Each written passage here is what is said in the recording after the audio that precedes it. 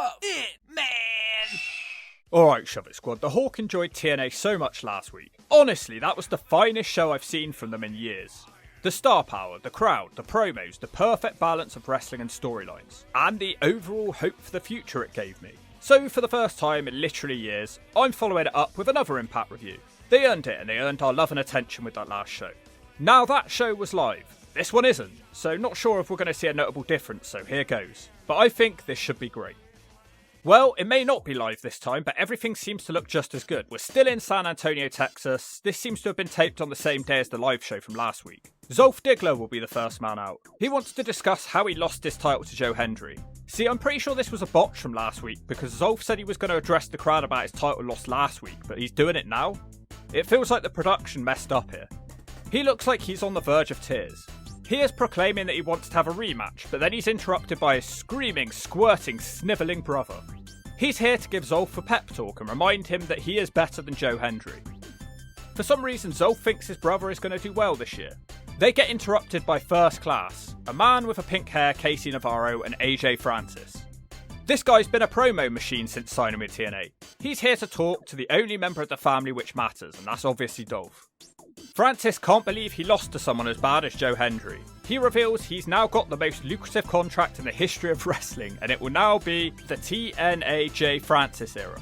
Dolph's getting annoyed with his brother, who's trying to make a tag match between the four. General Manager Santino Marella interrupts to a huge ovation. He basically agrees to the tag match. I think Dolph is getting frustrated about being kept from the world title. Gia Miller is in the back with the TNA NXT liaison Ariana Grace. I heard she's Santino Marella's daughter. Fortunately, she didn't inherit his looks. Tessa Blanchard's chin walks up. She doesn't like Ariana Grace because she's useless and only here because of who her father is. Grace makes a funny squealing noise and runs away. That's right, go! Tessa Blanchard apparently answers to nobody. Elsewhere in the back, Cora Jade is moving down the corridor in slow motion. I think she's loving taking in the smell of her own farts. She has a confrontation with Zia Brookside, which causes a shove-off before security separate them. She's off to the ring now. Cora Jade, who looks like she spent the entire TNA NXT budget on herself, takes on a smiling little woman called Hyun, who makes the boys run. She does a cartwheel into a pump kick, which is caught, and she's smacked down. Cora takes a rest in the corner. She throws Hyun down by her haircut and stomps on her. She continues winning by shoving Hyun between the ropes and hitting a drop kick. She misses her next move though, and Hyun is able to slam her and leg drop her for a 1 count. Cora Jade then dodges her next move and knees her in the chin and finishes her off with a DDT. She is a bad loser though, and she gives Zia a beatdown. Zia Brookside from earlier on makes the save and Cora Jade runs away. But Zia has ADHD and gets distracted by nothing. Cora comes back into the ring and crushes her with a DDT. She seems pretty happy, but then the Knockouts champion Masha Slamovich runs down the ramp. Cora once again runs away, and fortunately, Masha doesn't have ADHD. In the back, it's Wesley with his bodyguards, Ty Reeks and Tyson 2. He's asked why he cut his hair and changed his gear. Well, it's probably because he left TNA and he could actually afford to clean off the mould from the TNA locker room. Apparently, he guaranteed his bodyguards that they would win the NXT tag titles, but the little rascals have been getting in the way of that. Tonight, he plans up to beat a magician, Ace Austin. Maybe he can use his magic tricks to pull a good match out of his ass. Santino Marella meets with the Elegance crew. The manager points out that they shouldn't have actually lost at the pay-per-view because they were pinned by a girl who wasn't in the match legally. He threatens to deport Santino back to Italy. Santino is scared of being deported, so he puts them both in a battle royal next week for a shot at the Knockouts gold. Spitfire walk up, screaming that they've won the match fairly. The cameraman just doesn't unfortunately understand the assignment here. Here comes the system. It will be beyond average Brian Myers taking on Leon Slater. Well, I guess the Hawk mostly had his own way last week. Myers can't get his hands on the kid. Slater hits a kick and a handspring back elbow. The slapnut system stops Slater from hitting a dive.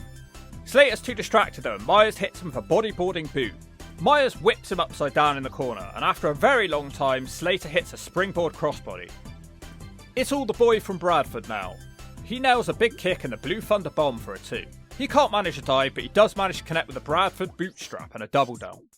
Myers wakes up first and hits a big Impaler DDT for a 2. He tries a spear, which is rolled into a pin for another 2. Myers is kicked from the ring, but Slater still can't dive. But the boy from Bradford doesn't give up because he comes from Bradford, a place which is so bad that if you don't put the effort in, you might as well die. He hits a corkscrew dive out of the ring over the ring pole. Slater beats up the entire Slapnut system on his own. All of this distracts the referee as Miss Piss hands beyond average a ring. He tells Slater shut up or I'll smack you one, and the roster cut for the free. I wish someone would cut him from the roster. It was okay, but the action was pretty subpar minus one nice dive. The only thought I had was that Slater is surprisingly taller than I realised. In the back is the newest member of the roster, Monte Warner and Steph DeLander. They brag about having the Universal title until Sami Callihan jumps them from behind. The camera cuts away, so presumably Callihan has eaten the newest member of the roster. Elsewhere, Frankie the Future Kazarian meets up with Leon Slater. He wants to set up some sort of student-teacher relationship.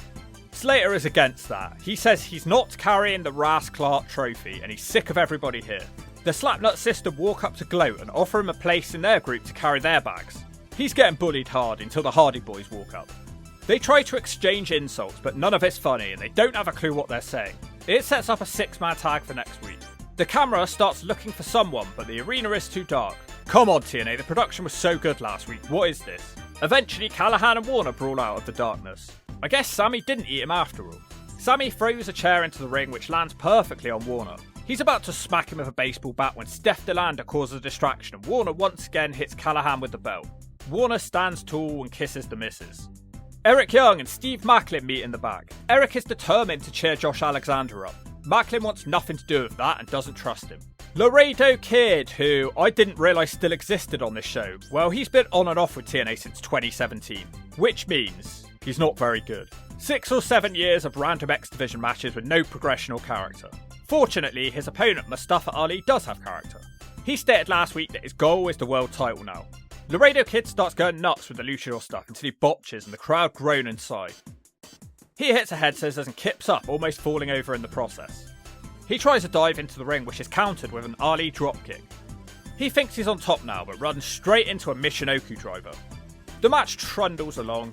Ali thinks he's won with a backslide and feet on the ropes which the ref cashes. Laredo Kid's all fired up now. Ali tries to dump in his nappy but he's hit with a dive straight away. A powerbomb reversal is botched on the outside. Ali runs away again and slides through the ring like a greased up slug. Laredo gives chase, which is a bad choice as Ali is waiting on the other side for DDT. I love that move. He finishes off the Kid with a 450. Mustafa Ali, one of the only people on this show so far who actually looks like a star. He cuts a promo bragging in the back for a while until Santana walks up. He felt disrespected over Ali interrupting his promo time in the ring last week. He asks Ali if he wants a match, but Ali says he's too tired, but he does know someone who will wrestle Santana. Here come two dorks called the Northern Armory. They look fresh off the indies and they bring down the value of the show. They will have a tag team match against Eric Young and his partner Josh Alexander.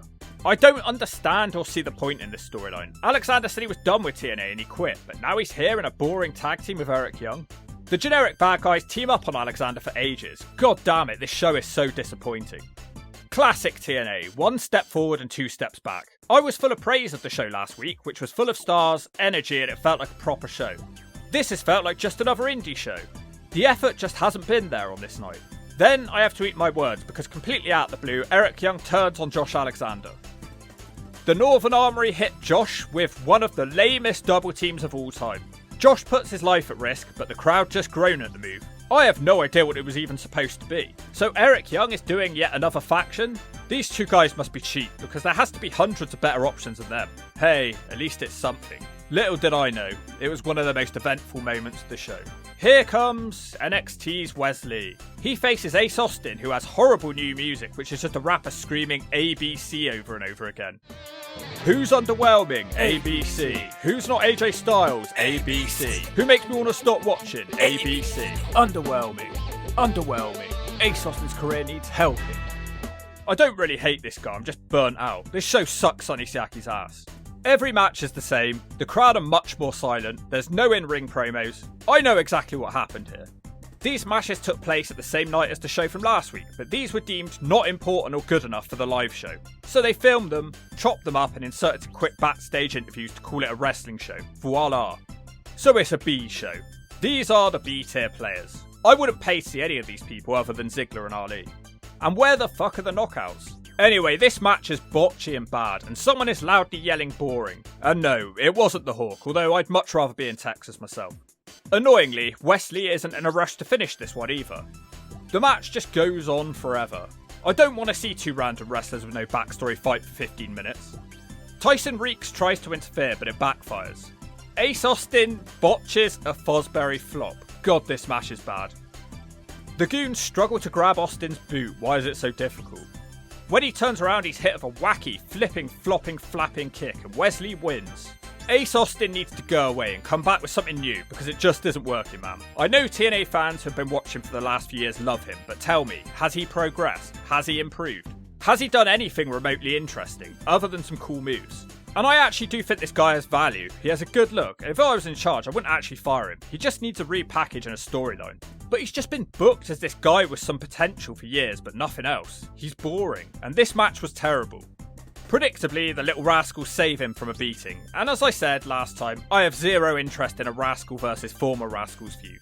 Joe Hendry appears in a backstage pre-record which took them 1 minute to make and reminds us that he is the champion of this company.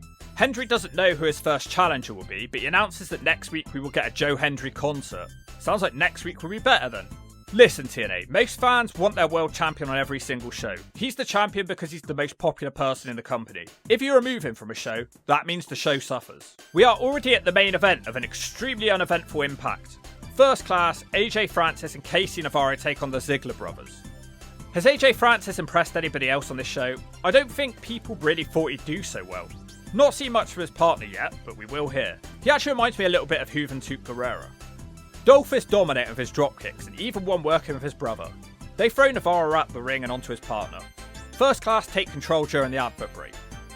Navarro flicks his hair sweat at Dolph and hits a running leapfrog dropkick. I'm digging this kid. He keeps going for neck snapper on Nemeth into a double stomp for a 2. AJ back in with a big boot. The big man hits a side slam for a 2. I think he's out of moves though, so he hits another side slam for a 2. He tries a third one which has turned into a DDT.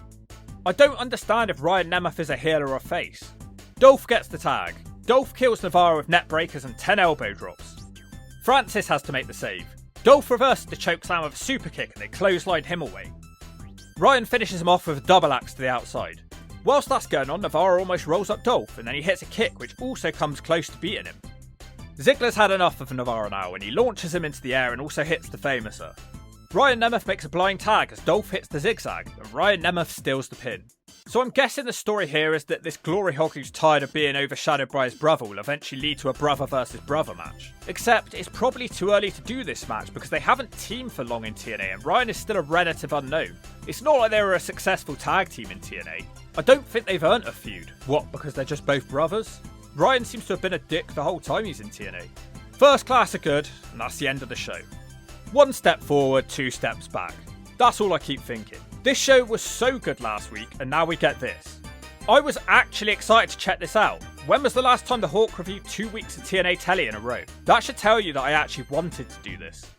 This is going to be the problem with doing one live show a month. All the effort's going to go into that live show, and the rest of the show is going to feel rubbish in comparison. You could argue that TNA may have learned some lessons from that live show and the taped ones which followed, and the next month may be better. But I don't really want to wait a month to see if the show improves. And TNA doesn't exactly have the best track record of learning from lessons. You can't put all your efforts into one live show and let the rest suffer. That means the majority of your shows in a month are going to suck. This show was pretty lifeless and nothing really happened. Too many B-tier players. Where the hell was Hendry, the Hardys, Santana and Tessa? That's right, they were all just given short backstage segments and nothing else. Take them off the show and it loses all its star power. You can't do this, TNA. There's no point putting on a good show if the next one is bad. The cool intense promos were gone and all we were left with is a bunch of random high-flying matches. This is the sort of show that I despise. You can see a complete lack of effort here. It's basically an indie show with long matches that you're not invested in and a couple of random 2-minute backstage pre-tapes thrown in between. It didn't help. And to be honest, the crowd didn't sound like they cared as much as last week either. So what does that tell you?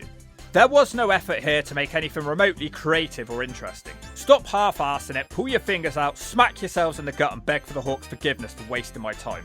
This literally felt like a secondary Impact, and if you don't agree with that, I'll show your girl what you lacked.